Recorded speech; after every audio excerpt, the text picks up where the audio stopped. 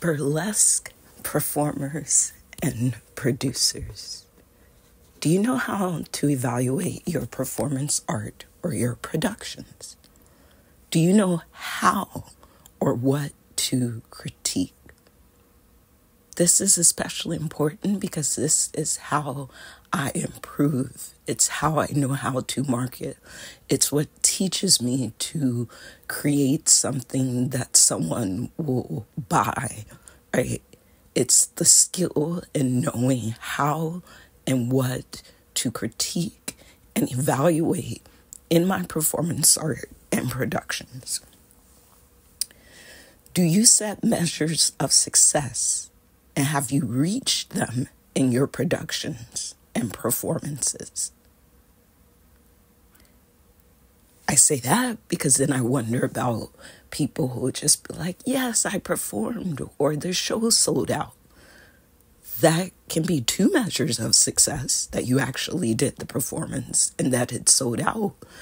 But a venue that can only fit 10 people and 10 people bought the ticket is technically sold out, right? A 50-person show that fills up is sold out, and a 50,000-person show that sells completely, it sells out. So selling out your show just means that whatever number you set for the tickets sold, people bought them. But there are other measures of success. The show could have sold out, but it still could have been a horrible show. Or it sold out and was perfect, right? So measures of success. Do you set them, and have you reached them? Producers who also double as directors and production managers, right? A burlesque producer is the equivalent of a theater producer / director / production manager, right? In every other industry, what we do as burlesque producers, that's technically 20 other different types of roles. We probably even need a different title than calling ourselves burlesque producers, but never the mind. The point is that when someone says they're a burlesque producer, if you come from a theater background, if you're anyone who knows theater, them saying that means that they're directing the show, they're producing the show, they're probably starring in the show, a chunk of them are hosting it, and they are the production manager. So knowing that you're doing all those things, do you know what goes into a full production? And even if you don't, what professional development have you done to learn how to create and produce for business, right? This is a business. You mounted a show. You want people to pay. You have to pay the people involved in it. It's a business. So how have you invested in your professional development as an event producer? All right, I'm going to keep reading something I wrote. For the pro people who mount shows or production companies or etc., how are you qualified to actually produce? Like, what skills do you have to actually do it? And aside from sourcing Facebook groups, where do you go to learn the knowledge needed for either performance art and separately event production? There are people who study this. This is their form of discipline. They get degrees in this, certifications in this. They spend their entire corporate careers in events and entertainment. Have you ever gone to an event planners expo? What was the last production management course you took? Or are you just going to the burlesque expos and cons and festivals, hoping one day you headline or get featured in them? And sure, they have some pop-up business workshops too.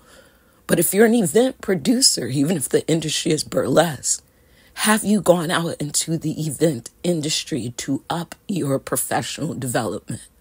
What courses, what summits, what workshops, what study are you doing in those? What was the last professional development thing you did as an event producer outside of taking someone else's burlesque workshop? Show me that you're a producer, an actual producer, and not just a performer creating a show so that they can perform. The person who truly wants to be a professional event producer, whether the event is burlesque or it's a financial summit or it's a travel conference or it's wellness workshops. I want to meet the event producers, not the performers who are just looking to platform themselves without actually investing in what it means to be in production management. Do you want to manage a full production? So what I encourage you to do is to critique your own shows. Producers, because I'm going between performers and producers, and there's some of us who double as both. But critique your own shows. Learn what goes into being a critical thinker and a creator.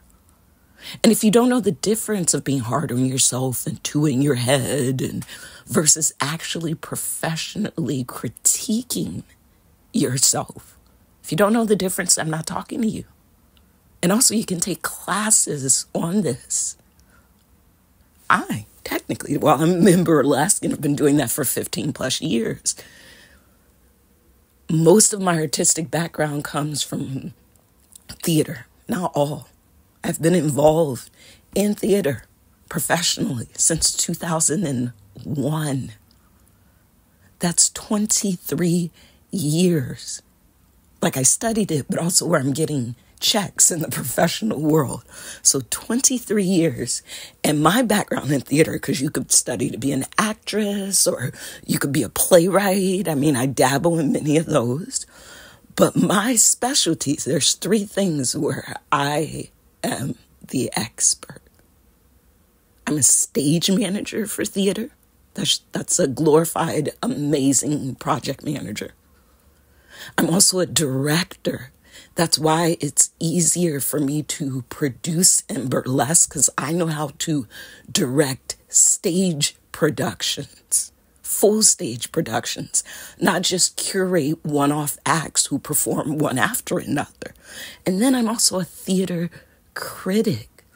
I was taught how to evaluate theater productions, and I've traveled, not all of the world, but I've traveled a chunk of the world watching theater, evaluating theater, criticizing it, right?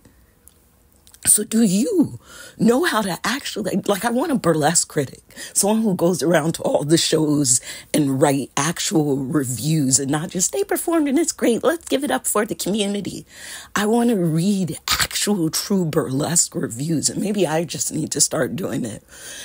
Anywho, before I diverge, let me go back to what I wrote though. So when I'm talking about critiquing, this is where I'm going to give you some of the things that bother me. Too many local burlesque shows give absolutely no attention to scenography, period. Google that word, look up what it means, embed it in your productions if you want me to give you my time and money. Too many burlesque shows hire someone just to push play. Some of you know exactly what I mean by that. And that's one of the problems with your productions, and no one ever told you that. Or maybe you just don't care. You don't know the difference. But too many of you hire someone to just push play. Too many burlesque shows do not accommodate the comfort or care of their audience. And the audience, to me, should be the absolute first priority from start to finish when you decide you want to produce something. It's not you producing for you. I'm assuming you decided you're producing something because there's a group of people you care about who are willing to give you their time and money, and you want to honor their time and money. And yet too many burlesque shows don't give care or enough consideration to the audience. Too many local burlesque shows are just talent shows. Too many burlesque shows have a quote-unquote door person. Too many burlesque shows have an inexperienced, untrained, unappealing stage hand. That is different than saying you have someone who's new to the industry doing the role, though I don't even agree with that. But being new to a role is different. Or being new to an industry and doing that role is different than being untrained, inexperienced, and unappealing. The producer or director should ensure everyone is trained, right? Too many burlesque shows throw dollars like $25 here and there at their production and tech staff while insisting that the performers are paid fairly. Everybody in the production should be paid fairly, not just the performers. Too many burlesque shows have hosts that punch down to the audience. I've been saying that for years. Too many burlesque shows use the same AI-generated paragraph on their sales page. It starts with, quote unquote, immerse yourself in blah, blah, blah. We are all immersed. Thank you. Please use a thesaurus and Grammarly to change the first draft that AI gave you and then make it under your brand language. You all have the same brand language, which means you don't actually have branding. You're just trying to sell a basic burlesque show, right? In addition to that, there's also too many shows that actually have no description whatsoever. Or too many simply say, come experience a decadent night of glamour, sweethearts. 100 other shows say the same thing. So who are you and what are you doing that will incentivize me to give you my money and time? Convince me. That's called marketing and selling. Too many burlesque producers and performers don't talk about the full budget that goes into producing the actual show. Too many burlesque shows didn't do a sound check on the mic before the show started. Too many burlesque shows start late, point blank, period.